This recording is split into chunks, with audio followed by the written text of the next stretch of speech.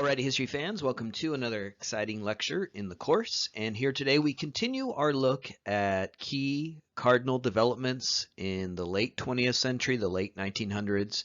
And we'll do so with a lecture here examining the modern culture wars, the debates in the 1970s, 80s, and 90s regarding gender, family, sexuality.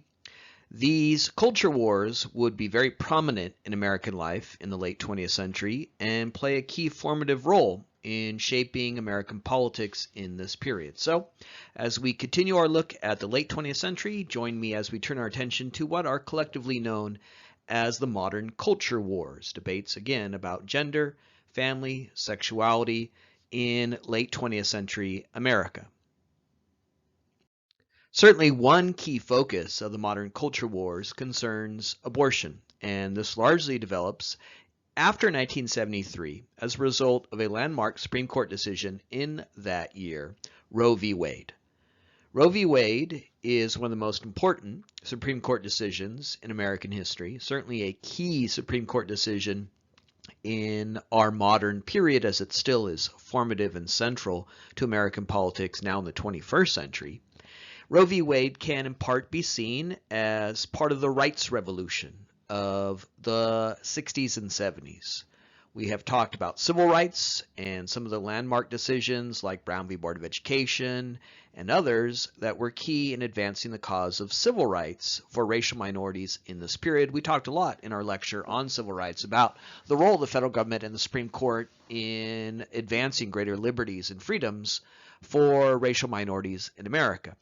In addition, there are other Supreme Court decisions in this period that are part of this rights revolution beyond civil rights in regards to things like protection from abusive actions by the police and government. You had the Miranda decision of the 1960s that required police officers to inform those who are held by officers of the state of their rights. You're probably familiar with the Miranda rights as they are read in those cop shows that have fascinated Americans for so long, the right to remain silent.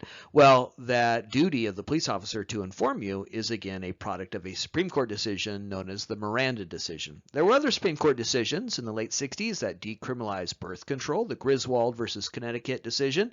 Believe it or not, in the 1960s there were states that criminalized birth control, that made it illegal to procure, obtain various forms of birth control. Well, that was struck down in the Griswold decision. There were Supreme Court decisions that struck down blue laws and worked to decriminalize pornography and allowed consenting adults to pursue their interest in that form of entertainment and pleasure. So in the 1960s, beyond just civil rights, there's a cluster of Supreme Court decisions under the Warren Court that are known as part of this rights revolution. And that fits with a lot of what we've talked about recently in terms of the counterculture, new attitudes about society, culture, and the last of those major decisions that advance the cause of reproductive rights and greater bodily autonomy, protection from an intrusive state is the Roe decision. What the Roe decision did was it decriminalized abortion. It struck down laws that were on the books in most states. 46 of 50 states had laws that to some extent criminalized abortion and allowed, therefore, women to pursue this medical procedure without those limits imposed by government. So Roe v. Wade is in part a part of this rights revolution that we've seen develop in the 50s, 60s, and now early 70s, where Supreme Court decisions in regards to civil rights, in regards to issues of gender and sexuality, are striking down laws that prohibited freedom and liberty for Americans, in this case, reproductive freedom. The Roe decision is also part of the modern feminist movement that we've talked about in recent lectures. That too is one of the key contextual factors here. As we testified to in a recent lecture in the 60s, early 70s, you have the modern feminist movement, the efforts to, again, create greater liberty and freedom for American women. And partly that was directed at striking down laws that were seen as restrictive and discriminatory towards women. And so Roe is part of that. In 1973, in the thickets, the throes of the modern feminist movement, you have this decision.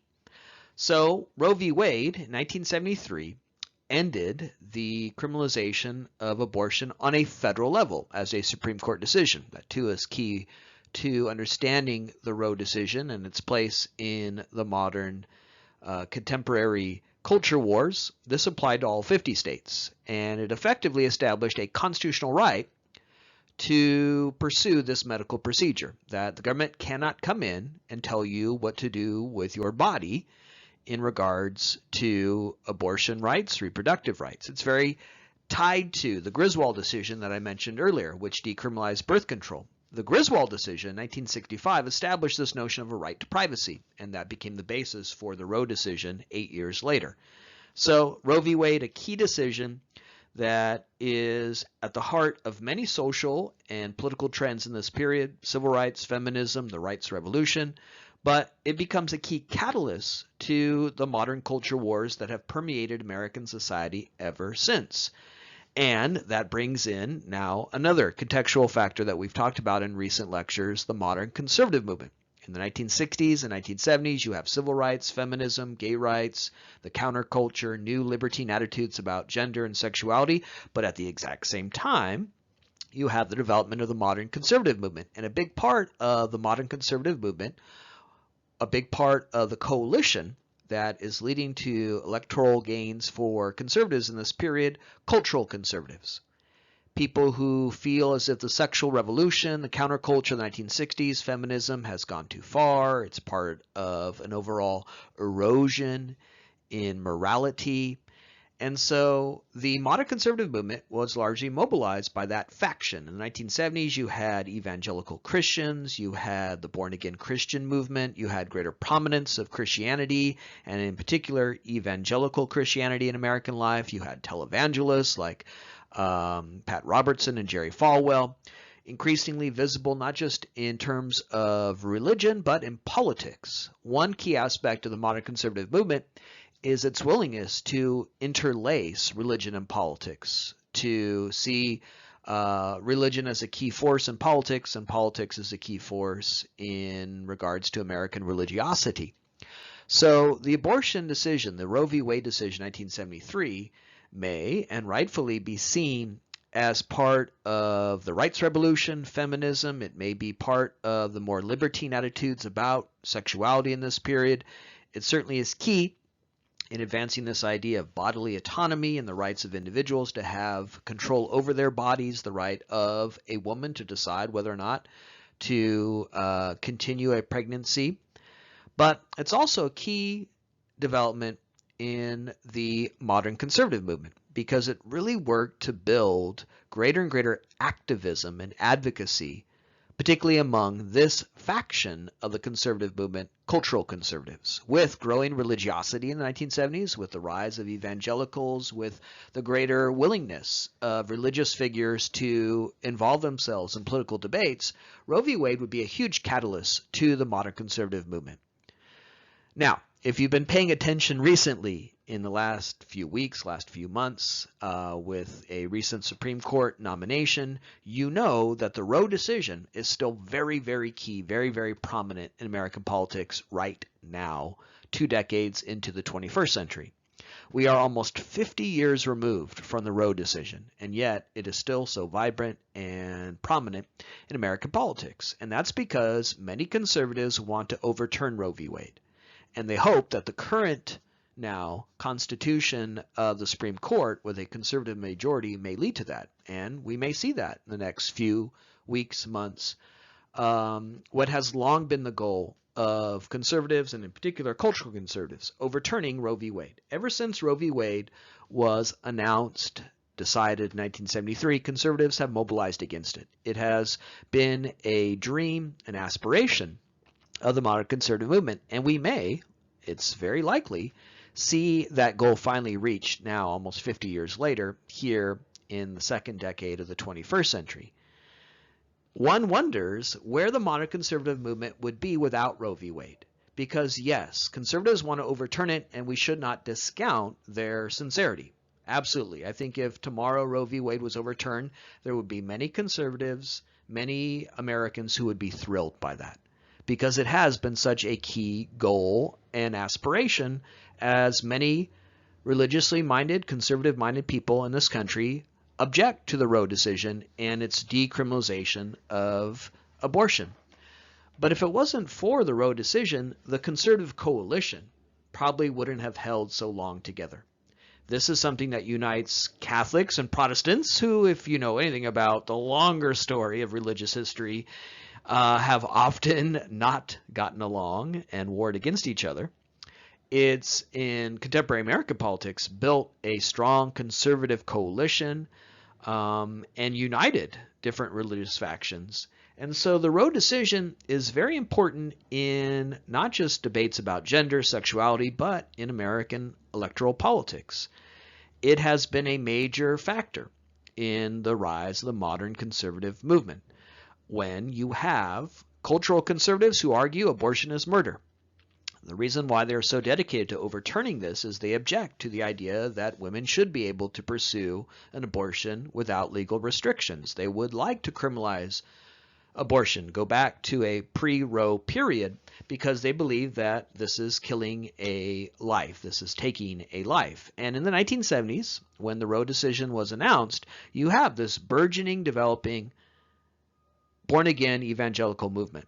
Many historians argue that what began in the 1970s is sort of the fourth great religious awakening in American history. You have the first Great Awakening in the decades prior to the American Revolution. In the early 1700s, you have the second Great Awakening. In the antebellum period of the early 1800s, you have the religious revival we talked doodaloo way back many weeks ago in America in the 1920s as the third major religious revival in American life. And the fourth began in the 1970s with evangelicals, born-again Christianity, mega churches, televangelists, and those religiously minded Americans who in the 1970s felt uneasy, unnerved by the social shifts of the 1960s, the rise of the counterculture, feminism, gay rights, civil rights. They argue that abortion is murder, where others on the other side of the debate argue that this is a matter of individual will, individual choice. American history is an argument without end. We established that in our very first lecture on Reconstruction, when we saw the debates about freedom and race and citizenship in America alive in the aftermath of the Civil War. And here we are in our final lectures, returning to that constant theme in American history, these arguments about the nature of freedom. And the abortion debate is part of that. For those who oppose Roe, this is about the freedom of unborn children, fetuses, to life. But for those who support Roe, who argue the government should not be able to force you to carry a pregnancy to term, this is about the rights and freedoms of women to make decisions about personal affairs in their lives, personal concerns regarding their body. It is about the freedom to choose versus, again, the right to life side of the debate enunciated by conservatives and evangelicals. And as I mentioned earlier, we begin this look at the modern culture wars, the debates about gender, sexuality in American politics and society in the late 20th century, with the abortion debate, because it is so visible and vibrant in our politics today. There is no other Supreme Court decision from the 70s that gets people worked up more than Roe v. Wade. In fact, there's no Supreme Court decision from the 70s that can rival this. We are still debating a Supreme Court decision that now is almost 50 years old. And that speaks to the enduring debate regarding abortion that is, again, so influential in American life. Beyond just Roe, it's been a key factor in the success of Republican politicians who run opposed to abortion, Republican presidents who run vowing to appoint Supreme Court justices who will overturn Roe v. Wade. So there's no other, certainly Supreme Court decision, or no other political development from the 1970s that is still so vibrant and important in shaping American politics and political attitudes to this day. Now, what happens after Roe is that there are concerted efforts by conservatives, by Republicans, to work against the Roe decision. What the Roe decision did was it established on a federal level, because this was a U.S. Supreme Court decision, the right to privacy, the right to pursue an abortion. It said all 50 states cannot pass laws that criminalize abortion. And because Roe, at least checking my watch here, still is in effect today, that's the case. No state in the union can pass a law saying abortions are illegal here in Iowa, Arkansas, whatever. But what has happened is that there have been efforts to undermine Roe by making it harder and harder to pursue what since 1973, now again almost 50 years ago, has been a constitutional right, guaranteed, the right to pursue this medical procedure without limits imposed by the state. In 1976, Republican President Gerald Ford cut off federal funding for abortions. Now, this is a good way of, again, thinking about the primacy and visibility of Roe in our politics today, because you often hear that Planned Parenthood gets money from the government and uses it to fund abortions. That's absolutely false. Because since 1976, it has been illegal for any federal funds to be used for abortions. And so you should discount that rhetoric that you often hear from conservative figures who argue that Planned Parenthood takes federal money and uses it to fund abortions. Planned Parenthood does get money from the federal government, but they do so to fund other services that they offer, women's health issues, pap smears, things like that. They are forbidden from using that money for the purpose of abortions. And that's been American law since 1976.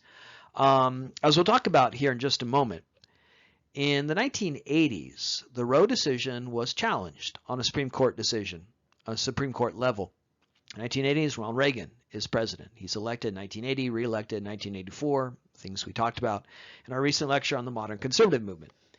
And Reagan owed a lot of his success to his ability to court cultural conservatives. Jerry Falwell campaigned for Ronald Reagan, built his moral majority, as he called it, as a movement to elect Reagan. There's great hope that Reagan would appoint Supreme Court justices that would overturn Roe v. Wade. But as we'll talk in a moment, it's the opposite. Reagan was able to appoint Supreme Court justices, but they voted to uphold Roe. And again, Roe, at least for now, check your watches, check your calendar, is still in effect, though its fate is certainly murky and unclear going forward, but it's still in effect. It wasn't overturned. And that led to a lot of frustration among those anti-abortion forces in America who saw the Supreme Court uphold Roe v. Wade. And the most extreme elements of that anti-abortion movement targeted abortion clinics, and there were abortion bombings. There were abortion clinics that were bombed in the 1990s. There were abortion doctors who were assassinated, and assassinated is the absolute proper term to use because they were killed for political reasons. And so this became intense, violent in America in the 1990s when you had very extreme elements of the anti-abortion movement who felt betrayed by the Reagan administration, the Supreme Court, when it upheld Roe v. Wade. And that really speaks to, again, the intensity of this. In other ways, conservatives have tried to get around Roe v. Wade. Some states have attempted to pass personhood laws in just the last few years. We're talking now into the early 21st century. And what a personhood law would do is grant to an unborn fetus the same rights as a person born and living in that state. And because of that, this was a way of, again, seemingly making abortion illegal, because then you would be, by aborting that fetus, killing that unborn child. Now, all such personhood laws have been struck down. They have been deemed to be unconstitutional. You cannot declare someone who isn't yet alive and part of society a person if they are unborn and still developing. They don't have a social security number. They can't pay taxes. They're not counted in the census. So there's no legal standing for granting an unborn fetus personhood status. But the intention to do this is, again, very revealing. It's an intention to pass a law that would effectively make it impossible to have an abortion by granting to an unborn fetus the rights and immunities and privileges of citizenship that comes along with being a person born in a state in the United States of America, even though Roe is still in place. There are many states that have passed very intrusive measures that make it very difficult to obtain what since 1973 has been a legal constitutional right, the right to pursue an abortion. There are states like Virginia that mandate ultrasounds be administered before a woman can have, again, what remains since 1973, a constitutional right to an abortion, so that you have to undergo a medical treatment. There are states that require you to listen to the heartbeat of the fetus before the abortion can go forward. This is even in the case where an abortion is being pursued because of a fear of the life of a mother, where someone is having an abortion because they fear that they may die in childbirth, which happens and still happens quite frequently in our 21st century. And so they're electing to have an abortion because they want to live and remain wives and mothers for their already born children, and yet they have to go through this process of listening to the heartbeat. A vaginal ultrasound is required in some states, where they literally have to put something inside your body against your will in order for you to pursue what again remains a legal constitutional right. There are states in America today that only have one abortion clinic for the entire state, which means that if you live far from that state, you have to travel for days. You have to have a car or some sort of means of getting to that clinic. There are many states that don't have enough doctors living in that state who are willing to perform abortions, and they have to fly in doctors from other states to do this. There are all sorts of legal strictures in place today. Personhood laws have been struck down, but other mandatory ultrasound laws, all sorts of onerous limits on the performance of abortions.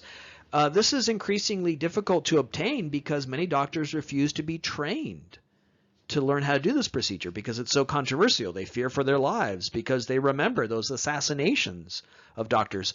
If you go to medical school, that means many, many, many years of your life.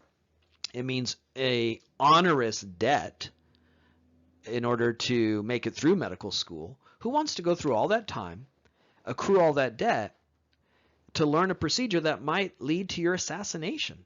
And that's why we live in America today that has this inherent contradiction that's probably, again, very revealing in terms of the contradictions, arguments, and debates that we have seen throughout this class, where abortion is legal, at least now, as I give this lecture at this moment, unless Roe is overturned soon. And again, that is a potential, maybe even a likelihood going forward with the current constitution of the Supreme Court. But as I give this lecture, Roe v. Wade remains on the books. It remains law, meaning that you cannot have a state criminalize abortion. It remains legal. It is now 50 years of precedent, which is important in terms of law and courts.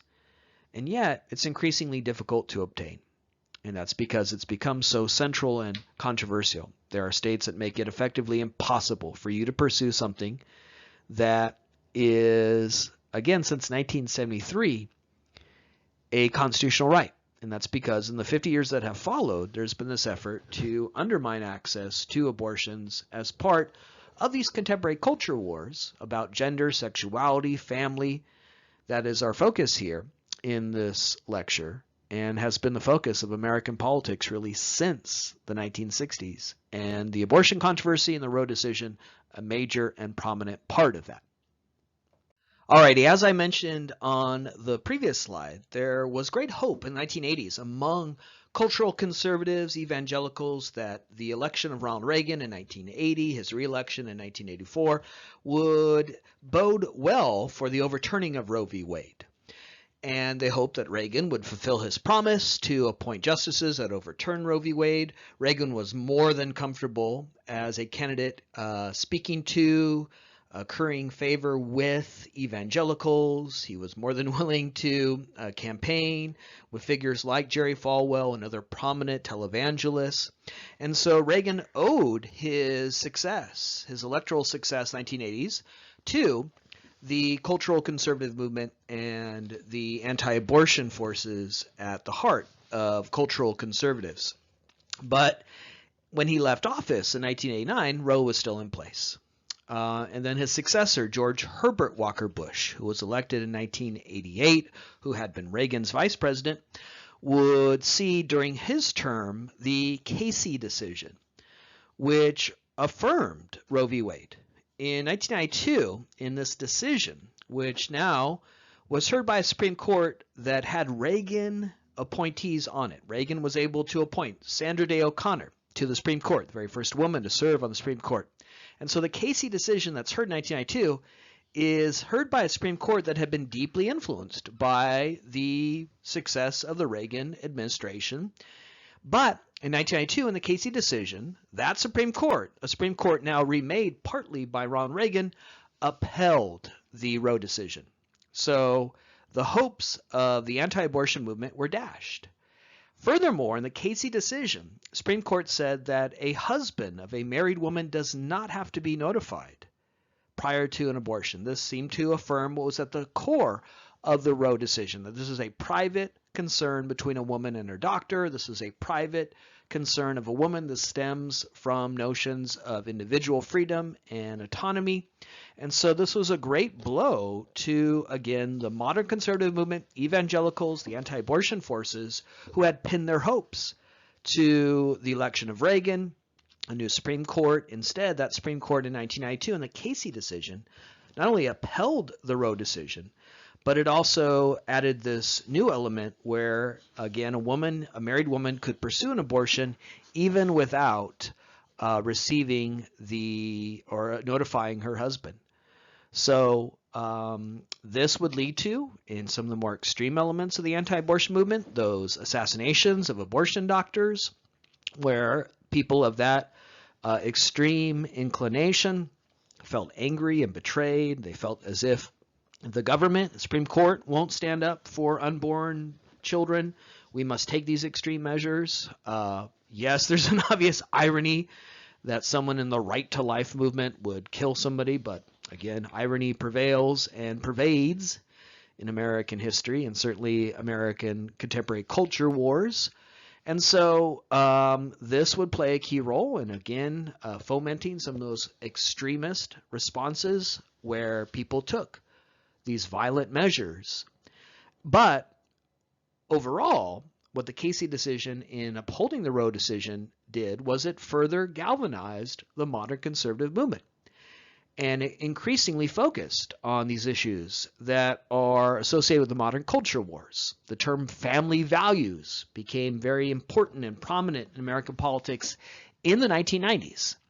Now, some of this might seem rather quaint to all of you living now in the 21st century, that people were so obsessed with these concerns in this period where today in America, gay marriage is legal in all 50 states, abortion remains legal, pornography is more accessible than ever in our internet age. It might seem strange and quaint to you that in the 1990s the country was so obsessed and subsumed by debates about things like family values and abortion, gay rights, and the criminalization of pornography, which was actively pursued in the 1990s.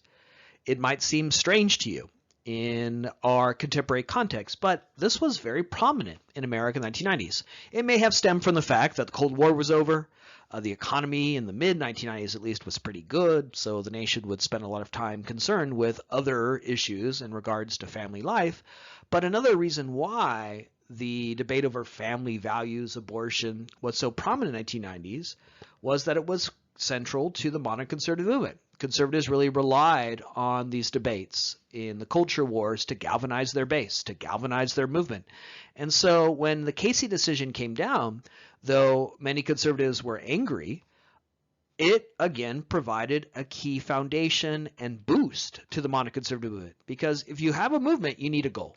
If you have a movement and you want to really motivate the people in that movement, you need to have a target, a goal, an aspiration.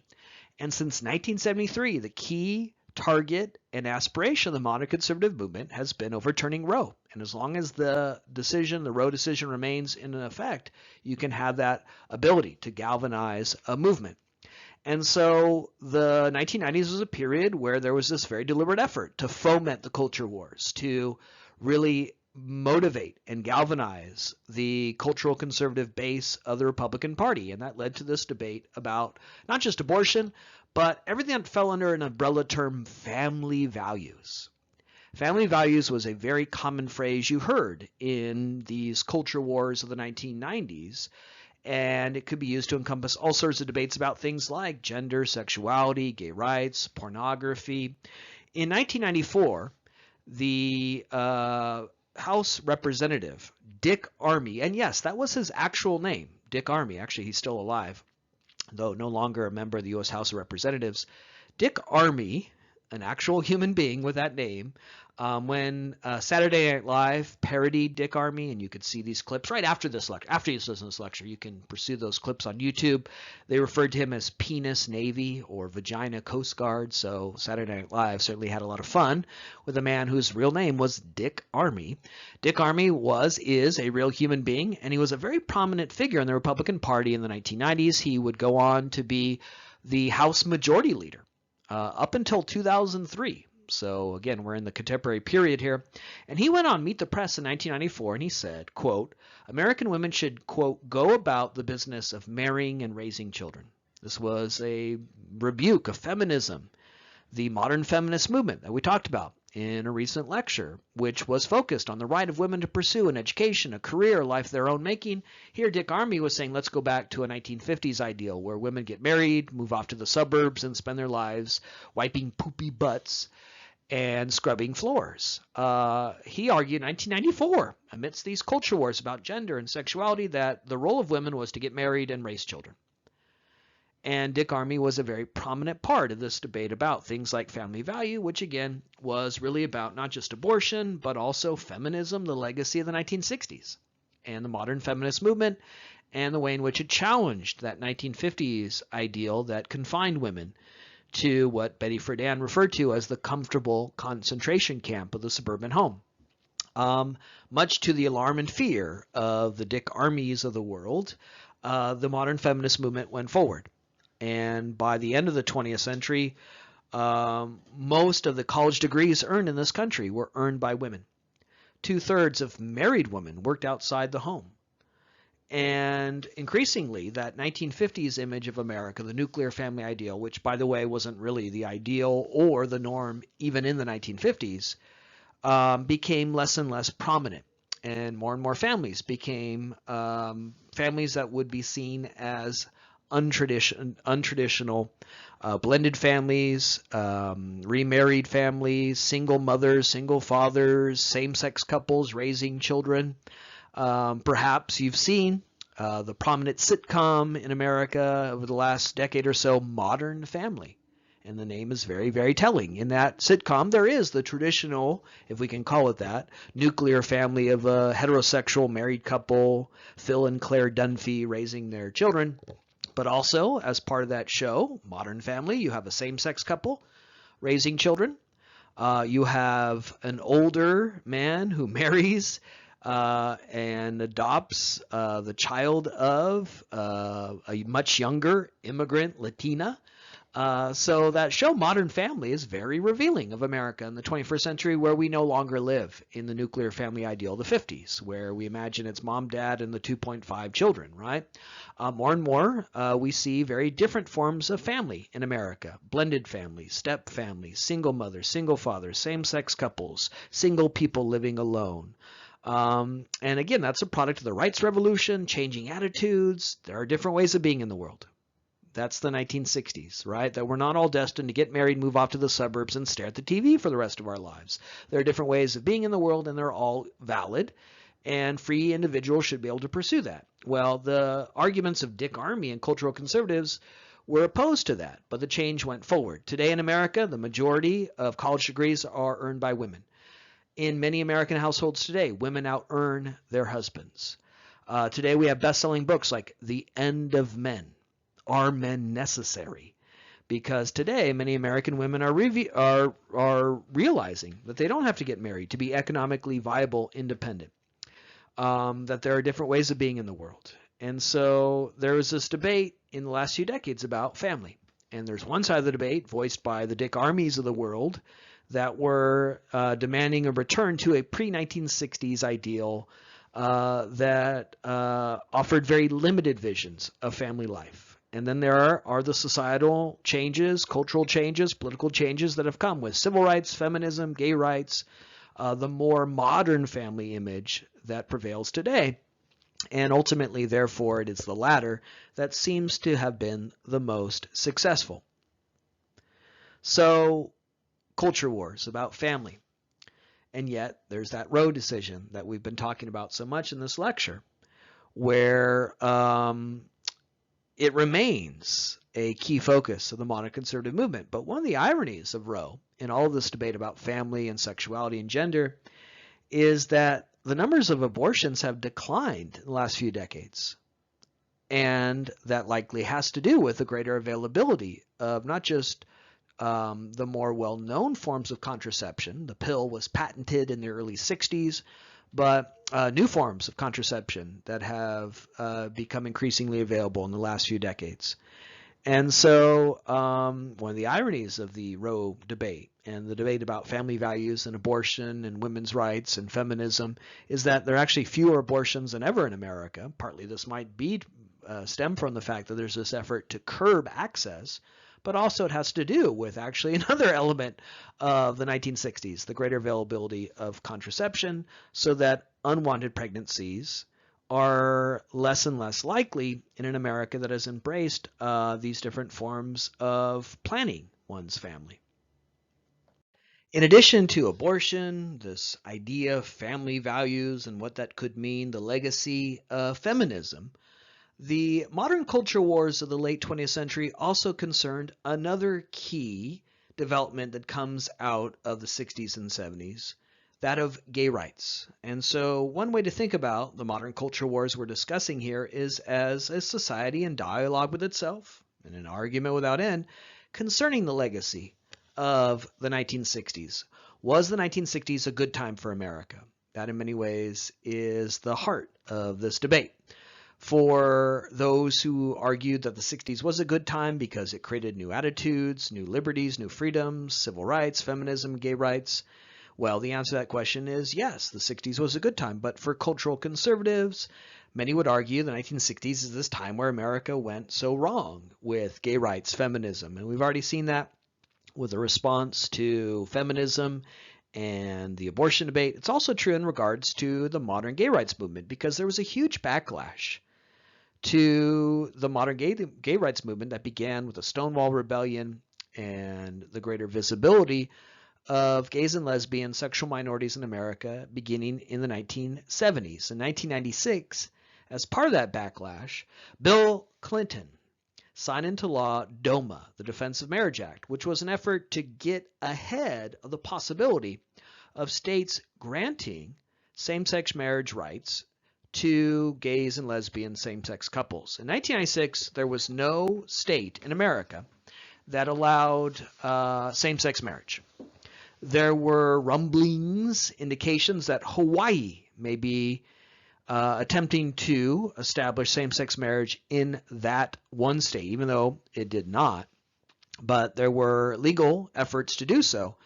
And DOMA was an effort to get ahead of that possibility, to say to states that if they offer same-sex marriage, the federal government will not recognize those marriages and grant to the spouses in those marriages certain rights associated with things like Social Security benefits, where your spouse has a right to your benefits. So you have DOMA, Defense of Marriage Act, one of the key developments in, again, these modern culture wars of the late 20th century, here in the 1990s and 1996, in an effort to prevent federal recognition of same-sex couples even before any state attempted to establish same-sex marriage. DOMA was signed into law by Bill Clinton, who, as I've mentioned in previous lectures, is often still to this day represented by conservatives as some sort of wild-eyed liberal, but that's not the case. Bill Clinton governed like a conservative. He inherited that conservative revolution and pursued policies that conceded to, even embraced elements of the modern conservative movement. And one big element of that is DOMA, where here, a supposedly liberal Democrat, not a Republican, Bill Clinton, signed into law this act of legislation that on a federal level refused to recognize same-sex marriage even before same-sex marriage was established in any state. So this is very demonstrative of the modern culture wars, certainly demonstrative of the more conservative temper and mood of America in the 1990s as the nation was again awash in these culture wars, awash in these debates regarding the legacy of the 60s. Was the 60s a good time for America? And certainly it's demonstrative of the very conservative ruling of the Clinton administration. Now, in 2008, there was a great debate about same-sex marriage here in California. And this was because beginning in the early aughts, the first decade of the 21st century, there were efforts to establish same-sex marriage here in California. Our current governor, Gavin Newsom, was then the mayor of San Francisco, and he was allowing same-sex marriage licenses to be valid in the city and county of San Francisco. And then that was challenged, whether or not that was legal. And eventually this went to the California State Supreme Court. And the California State Supreme Court said, yes, we can issue, it's legal to issue same-sex marriage licenses in California. But then a state proposition, Prop 8, was on the ballot in 2008 that would overturn same-sex marriage. All this is taking place in California, a state that today we might think of as so liberal, right? Blue state, California, they're on the left coast, right? A den of crazy liberals out there. That's often how California is represented in our political culture. Well, a couple things about that. Actually, California, as in recent history, been a very conservative place. We are a red state until very, very, very recently. We had Republican governors up until very, very recently. I know because one signed my diploma. Arnold Schwarzenegger, right? So you don't have to go too far back in California's history to see its red state status. It was a state ruled by Republican governors. This is the state that gave you Richard Nixon. Ronald Reagan adopted California as his home state. This is a state that gave you the modern conservative movement, which was born in San Diego, Orange County, in Southern California. Go to certain parts of California today in the 21st century, and in many ways you feel as if you're in the heart of red state America. There's a secessionist movement in California where certain parts of California don't want to be part of a California that they identify as so liberal and in the throes of the Democratic Party. So this popular conception of California as, a real liberal place, blue state, we all drive around our Priuses with our coexist bumper stickers and eat organic quinoa. All of those cliches about California, one, aren't really true because it's a big and complicated state, and also of recent vintage because as early as 2008, this Prop 8 campaign was successful. In 2008, the same year that California would cast its electoral votes for Barack Obama, making him the first non-white president of this country. In 2008, Barack Obama ran for president against John McCain and won and became the first person of color to win the presidency. In the same year where California granted its electoral votes and put Obama over the top, when the polls closed at 8 o'clock on election day in 2008, they could declare Barack Obama the winner, in part because he got this huge cache of electoral votes from California. But in that same election, California voters came out and passed Prop 8, which was heavily supported by religious groups, particularly the LDS Church, the so-called Mormon Church, which spent a lot of money on the Yes on 8 campaign. The same election, 2008, not too long ago, within your lifespan, California voted to overturn same-sex marriage. In 2008, the same election where California would vote to elect Barack Obama, liberal Democrat, to the White House, the state of California voted to overturn the California Supreme Court and ban same-sex marriage in the state that, again, is imagined to be so liberal, right? Prop 8 passed 52 to 48. And so as a barometer measure of where Californians, not just Americans, were on the issue of same-sex marriage, it's a popular vote. This is not a Supreme Court decision, whether state or federal Supreme Court.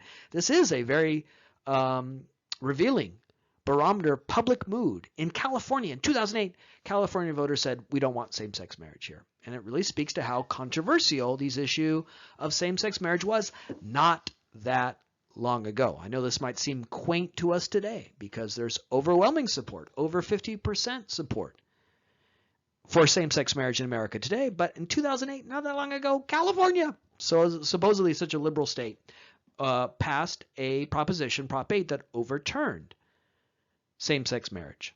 Well, all of this eventually makes its way to the U.S. Supreme Court.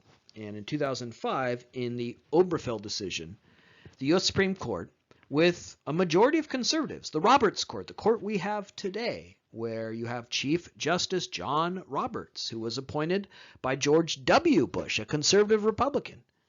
That Supreme Court in 2005, in the Obergefell decision, established same-sex marriage in all states. And that's the contemporary reality we live in today, where this is no longer the prominent controversy it was not that long ago.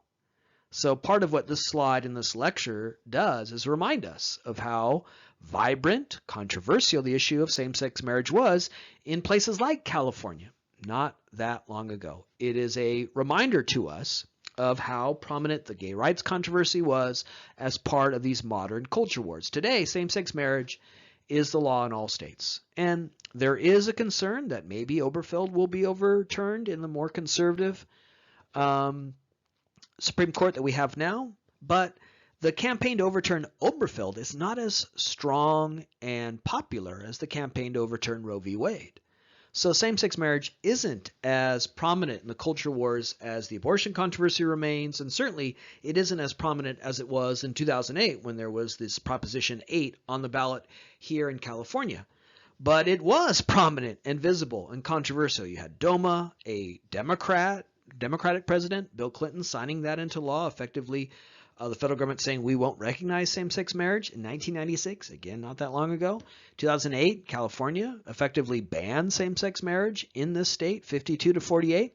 So though it may seem strange and quaint to us today in America where we've sort of now accepted same-sex marriage as the rule of law in all 50 states, this was extremely controversial, and it really was a big part of the modern culture wars. That is our focus in this final lecture, and a certainly way in which America in the 1990s, in the early aughts, in the first decade of the 21st century, was engaged in this argument, in this debate about values in regards to what sort of nation we are.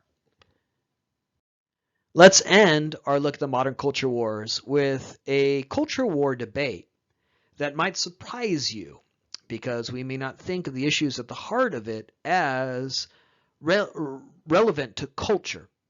This concerns poverty, homelessness, and class divisions in America. What happens is that in the modern culture wars, these economic issues of inequality, homelessness, the decline of the American working class, the decline of the American middle class, these things that ostensibly seem to be about economics, become wrapped up in the culture wars. And this is also a way in which we can really build on this lecture to understand the America we live in today, where Roe v. Wade is such a vibrant debate, where we are in many ways still having debates about the legacy of feminism.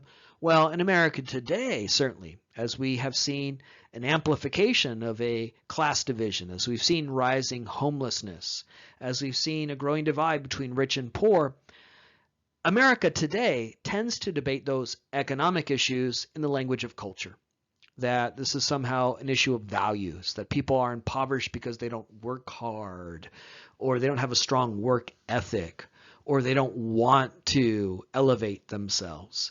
This becomes about morality, becomes about character, it becomes about values in that way. And so we end this lecture about the modern culture wars with a way in which economic issues get wrapped up in regards to culture and values in the late 20th and now early 21st century. And the reason why these economic issues are so prominent and get swept up into the modern culture wars is a major change in the American economy in the late 20th century, deindustrialization. Now, in this class, we've talked a lot about the rise of an industrial economy. Some of our very first lectures, when we examined the Gilded Age, the Progressive Era, we talked about how America rapidly, in the late 1800s and in the first decades of the 20th century, transitions to an America where most people live in cities, work in factories, and produce manufactured goods. We talked a lot about consumerism, consumer culture in America. So this has been a huge part of modern American history, this idea of making things in factories, selling them to markets around the nation, around the world. But beginning in the 1970s, that economy that began in the early 1800s and greatly expanded in the late 1800s comes to an end, where manufacturing moves overseas, where America begins to import more manufactured goods than export, where factories close, lay off their workforce, where those good-paying jobs of the 50s and 60s that meant that someone with a high school diploma could find a good-paying job, union job, turning bolts at the GM plant, buy a house, send their kids to college, go to Disneyland once a year. Those jobs began to evaporate, and they were replaced by service sector jobs. Deindustrialization refers to the decline of an industrial-based economy, where people work in factories and make widgets. They make tangible goods. And the rise of a service sector economy, where people, rather than make manufactured goods, provide services. Whatever job or jobs, careers you will likely have in your future, they probably will not involve going to a factory every day and making a washing machine. Today, the washing machine in your house, the clothes you wear right now, the food you'll later eat for dinner, the car you'll drive, made outside this country. Because instead of an industrial economy, we have a service sector economy where the jobs and careers that you'll have will involve services. And in that service sector economy that's developed with deindustrialization, there's two tiers. There's the high end of service sector economy, accounting, law, medicine. People who are accountants, computer programmers, engineers, they don't make something. They don't make a tangible good, right? They provide a service. But because their service is esteemed, because you need a college degree to work in that service sector, you are paid a good wage. So you want to be an accountant, a lawyer, that higher end of the service sector economy. Lower end, the other side, retail, home health care, hospitality. You're a barista at Starbucks, an Uber driver, or a greeter at Walmart. Low pay, low prestige, no benefit jobs. And this has accelerated a decline in working class, middle class Americans who find themselves on that underside of the service sector economy. It has intensified a growing divide between rich and poor that harken back to a Gilded Age that we examined very early in the class, where by the 1990s, 1% of the American population owned 40% of the nation's wealth. Today, we live in America where 3 human beings, just 3 individuals, own as much wealth as half, 50% of the American population that is now over 300 million, meaning 3 guys, Bill Gates, Warren Buffett, and Jeff Bezos, just 3 human beings, 3 carbon life forms. They have as much wealth as the collective wealth of half of the American population. And that, again, is a key development in American life, but one that gets wrapped up in culture war debates rather than economic concerns and economic policy. When you have declining fortunes for middle-class Americans, where their wages are stagnant, adjusted for inflation, middle-class Americans earn today about what they earned in the 70s. Meaning, of course, in real dollars, they earn more, right? In actual dollars, I should say. They earn more. But adjusted for inflation and real wages, they earn about what they did in the 70s. But at the same time, everything associated with a middle-class lifestyle costs more. Housing skyrocketed since the 70s. Education, healthcare. Things we associate with a middle-class lifestyle, the American dream, have skyrocketed in price since the 70s. You guys are the meme generation. That's your wonderful contribution to American culture. Thanks for that, right? So you guys are always looking at memes, making memes. Perhaps you've seen this meme, Old Economy Steve, which is an image of a guy from a high school yearbook in the 70s. He's got that 70s feathered hair, butt cut hairdo, right? He's got the big lapels, right? And then the meme has slogans like, I bought my first house when I was 23. Well, yeah, because in 1978, a house was $30,000. That same house today is $800,000. In that meme, Old Economy Steve, you have taglines like, I paid my way through college.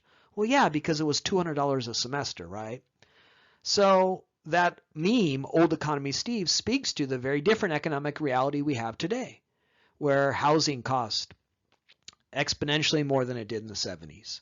Education, all the things that we associate with the middle-class lifestyle, the American dream, are more expensive than ever, and yet, adjusted for inflation, American families in middle-class terms earn about what they did in the 70s. So you're earning what you did in the 70s, but everything costs more.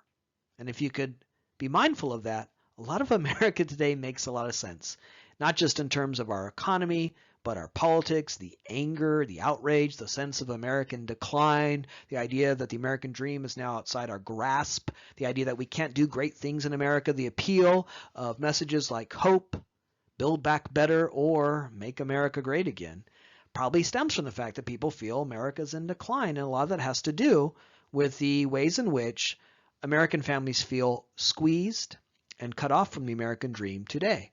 For poor Americans, working class Americans, they're actually in worse straits than they were in the 70s. You were actually better off being poor in 1978 than 2020, because adjusted for inflation, poor people earn less than they did in the 70s, and yet everything costs more. The image we have here in the slide is from a family here locally in the Inland Empire. The father had a job at a steel mill in Fontana. Fontana, San Bernardino, in the 60s and 70s was celebrated in national publications as the ideal place to live. It was seen as the place where you could achieve, again, a middle-class lifestyle, a nice suburban home, Southern California, because you could work in that steel mill in Fontana. Or maybe you had a job attached to March, the Air Force Base. Well, in the 1990s, the steel mill closes, the Cold War's over, so there's not a lot of defense spending. And this family here is a good example of the cost of that. The father lost his job, and when this photograph was taken in the 1990s, this family was living in their car in what was once, a few years prior, celebrated as the heart of the American dream, Fontana, California, where you could find a good paying job. Well, steel mill was closed. That's deindustrialization. That's the rising rate of homelessness. And who was hit hardest by this? Racial minorities. This, too, is a really important factor to be mindful of to understand the America you live in today. We have learned in this class that for most of the 20th century, racial minorities were forbidden from pursuing the American dream because there were laws on the books that made it effectively impossible or difficult for them to buy a house in a neighborhood where housing prices and home values would increase. It was impossible for them to pursue a college education, to work in union jobs. In the era of Jim Crow that we examined in this class, laws were on the books that effectively cut off education, employment, wealth development for racial minorities. Then you get the modern civil rights movement in the 60s, where those laws are overturned. You get the Civil Rights Act of 1964, the Fair Housing Act of 1968. So now racial minorities can buy homes in certain neighborhoods. They can attend universities. And that exact same moment in the 60s where the laws are overturned, those jobs evaporate. Those jobs go overseas. That house now costs exponentially more than it cost decades earlier. That's really, again, very important to be mindful of when we think about the legacy of housing discrimination in America. It isn't just bad because people couldn't buy a house. It meant they were denied a chance to build wealth. It meant that that wealth went to another family. And this really speaks to, again, the racial disparities we see in America today, where today African Americans have closed the wage gap, where they earn very close to what whites earn, but there's this huge wealth gap because the major source for wealth in America, housing. And for decades, we denied racial minorities access to housing. And then housing prices are increasing, jobs are going overseas. One of the key developments in modern American life that helps you understand the great racial wealth gap, the great racial divides in America in terms of economics today, is that in the late 60s, we changed laws with civil rights that granted access to American institutions to racial minorities at the exact same time when those institutions evaporated. When we finally allowed racial minorities to join the party was over. Because in the late 60s, early 70s, deindustrialization strikes, jobs move overseas. We have these economic trends that have hit racial minorities the hardest. We have seen a rise in homelessness. And the anecdote I just shared about the family in the portrait here is very illustrative of that. We see this growing divide between rich and poor. We see these major changes in the American economy, where the income of poor families falling, adjusted for inflation, they earn less than they did in the 70s.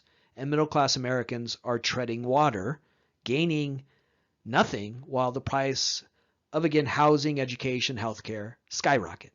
1965, the ratio of CEO pay to the average employee at a corporation, CEO stands for Chief Executive Officer, so the top of a corporation, the person in charge, was about 26-1, meaning the guy in 1965 was almost always a guy who was in charge of a corporation, made 26 times the guy in middle management. And that seems about right. You know, the guy in charge has the most responsibility. He's been there the longest. He's going to earn a lot more than the guy in middle management.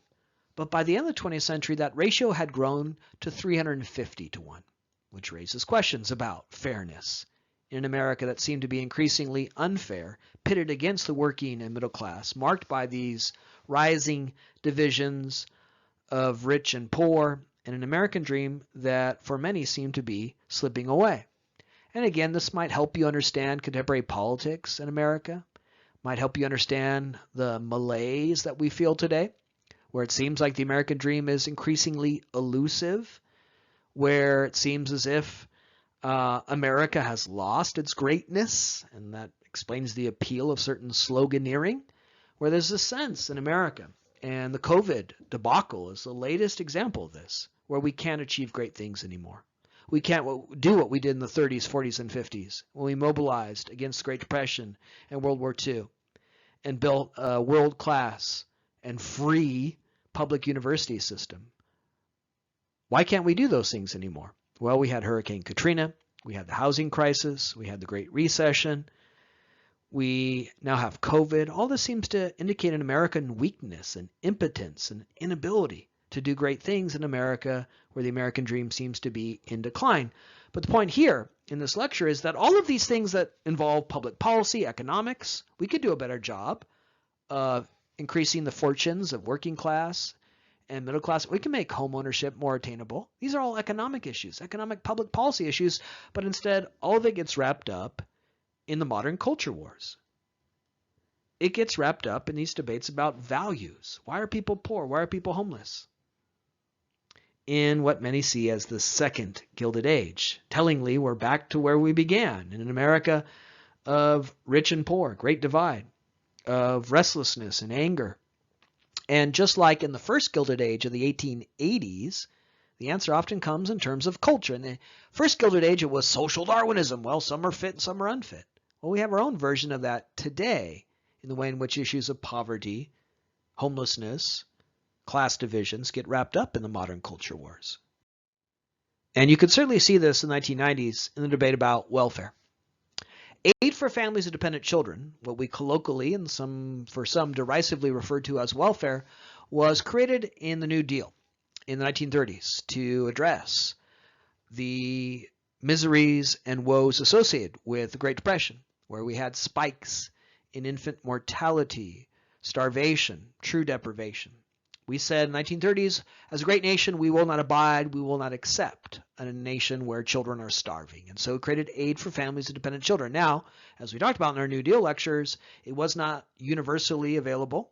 It, like so many New Deal programs, discriminated based on race, but it was an effort in this country, in the wealthiest country on earth, to prevent things like infant mortality and children starving. And so you had the creation of aid for families of dependent children, which over time becomes known as welfare. In the 1960s, it was greatly expanded for two reasons. One, a lot of those racial blocks, inhibitors, were done away with thanks to civil rights. It was no longer legal to discriminate based on race in these federal relief programs. But also in the 1960s, you had the war on poverty. 1960s, the Johnson administration, Lyndon Johnson, who took over the presidency after Kennedy's assassination, had two wars going on. The Vietnam War, which we talked about in our lecture on the Cold War, and then the war on poverty, where there was this effort to end poverty. Believe it or not, in the 1960s, and again in America that might seem so alien to us today, there was this great hope that we could end poverty. We could actually create America where no one is poor anymore.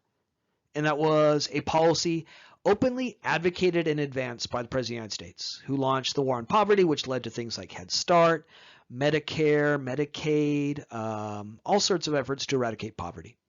And with it came an effort to also expand welfare as a way of stamping out poverty in America. But then you get the conservative turn of the 70s and 80s, and it turned welfare into a cultural issue as part of the culture wars, where in the family values debate, the argument was people are impoverished because of bad values, or the fracturing of American families, the rise of divorce and single mothers.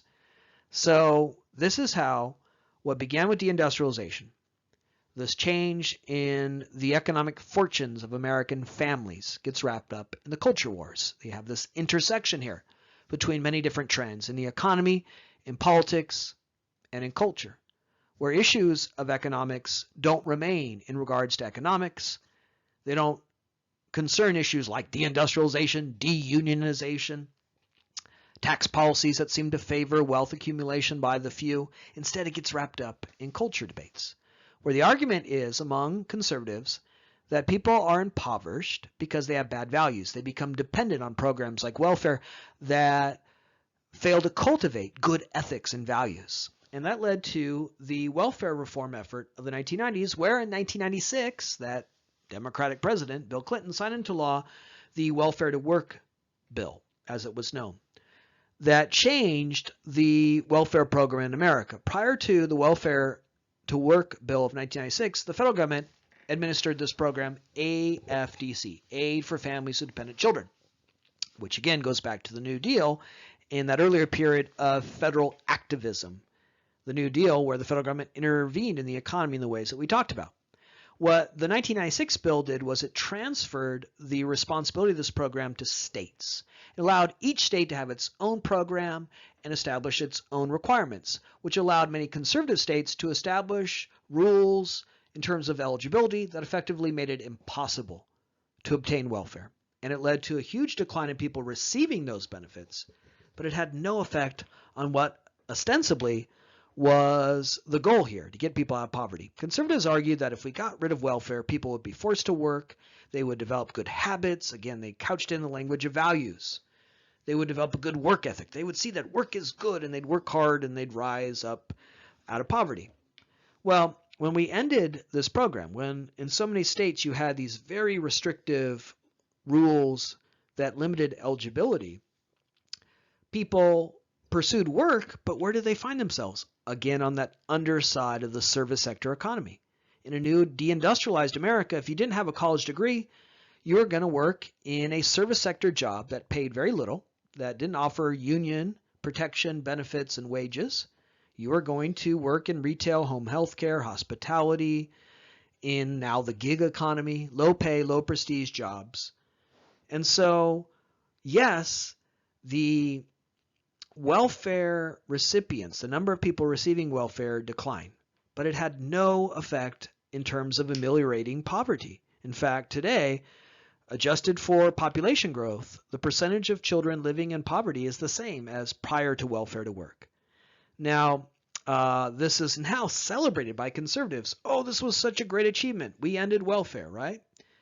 But what is lost in that is that this had no appreciable effect on lifting people out of poverty. In fact, what we've seen since the 1990s is further declines in the economic fortunes of working class Americans, because this isn't a cultural issue. This isn't an issue of values. It's an issue of economics. And we have failed to address the underlying economic issues. In fact, they've become worse.